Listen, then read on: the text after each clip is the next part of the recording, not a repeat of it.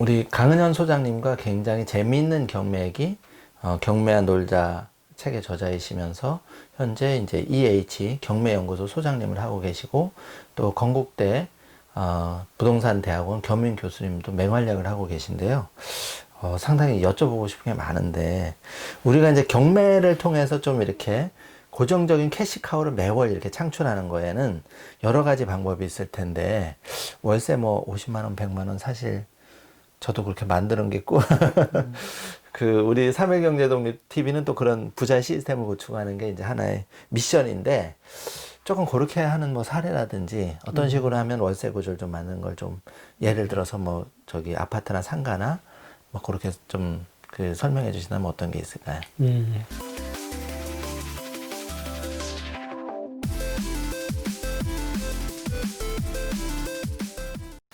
과거에는 우리 부동산 투자의 제일 덕목은 시세 차익을이었는데, 예. 이제 뭐 2010년 이후에 저금리 기조가 일시적이 아니라 장기 고착이 되면서, 예.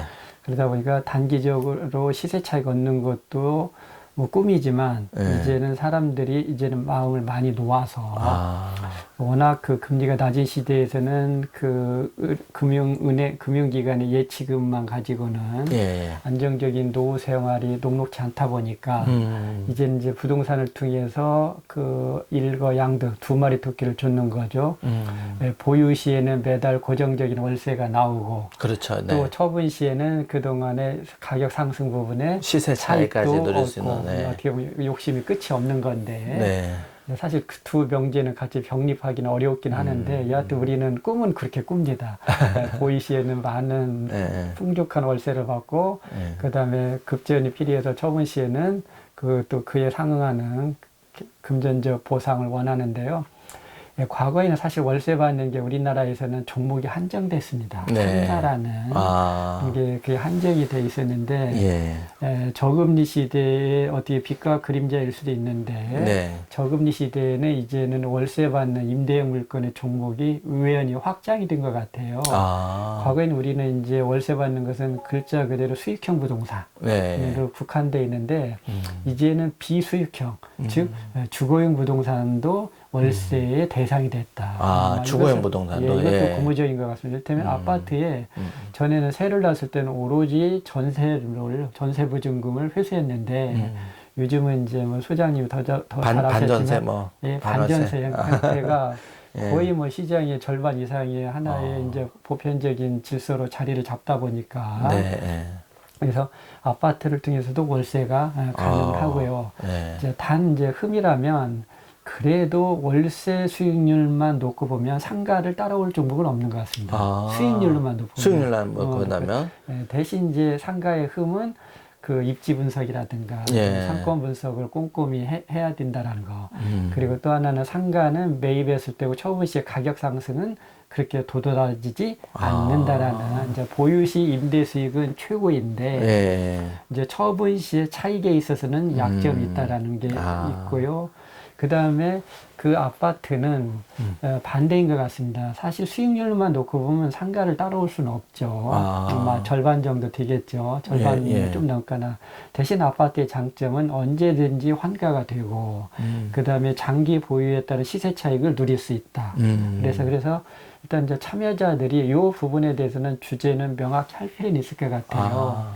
내가 보유 시에 임대 수익을 극대화를 원한다라면 아무래도 상가 쪽에 방점을 찍고 나는 보유 시에는 안정적인 임대고 처분 시에도 그 차익을 원한다. 그러면 주거용 부동산에 관심을 갖는 게 좋을 것 같고요. 단 이제 또 여기에 이 중간지대가 있는 것 같아요. 이게 우리가 이제 전에도 그 소장님 이야기를 나눈 적이 있지만 우리가 아파트형 공장으로 알려져 있는 지식산업센터들. 이 지식산업센터는 아파트와 상가의 기대 수익은 중간 정도. 그 사이에 있어서 좀 아파트에 대한 기대 그 수익이 좀 낮다라면 이제 그 지식산업센터를 통해서 얘기했듯이 이제 입지라든가 이런 것은 따져봐야 되겠지만 이제 그런 물건이 또 중간지대 역할은 할 수 있을 것 같고요. 약간은 이제 그렇게 중간지대를 역할할 수 있는 그런 케이스가 있어야 조금 이제 시장도 좀 안정이 되고 여러 가지 그런 요소도 좀 있겠네요. 네. 그러면은 어쨌든 이제 우리 소장님 말씀 들어보면 지금 월세 받는 구조를 만들자.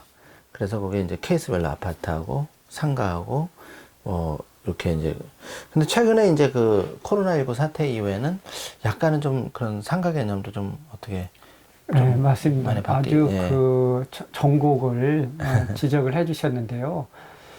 저도 그 1년의 코로나 이런 사태를 지켜보면서 네. 우리가 흔히 과거의 교과서적인 상권 분석이라든가 입지 분석에 네. 대한 재해석이 이루어져야 되지 않냐.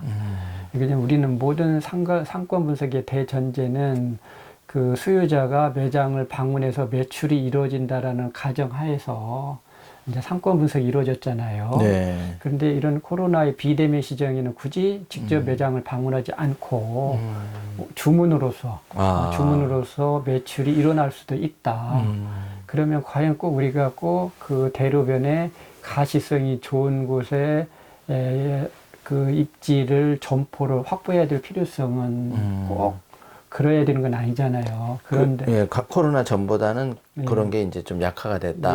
꼭 그래서, 대로변이 아니더라도. 오히려 과거에 일반인들의 주목을 받지 못했던 주택가 이면도로 아니면 뭐 주택가 이면도로의 저층부나 고층부 이런 데는 공실이었거나 아니면 상대적으로 임대료가 아주 싼 데 있잖아요. 오히려 이런 지역에서 그 상권들이 새롭게 부각이 될 수도 있을 것 같고요.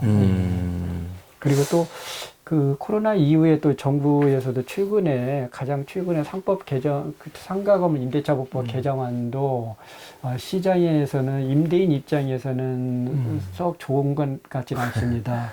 기존에는 3개월 연체 시에는 임차인이 그 계약 해지 사유가 되는데 지금은 이제 한시적이긴 하지만 그 부분을 6개월로 유예를 해줬잖아요. 그러면 결국은 악의의 임차인 같은 물론 그러지는 않겠지만 본인이 처음에 상가에 대해서 계약을 했는데 장사가 생각보다 되지 않는다.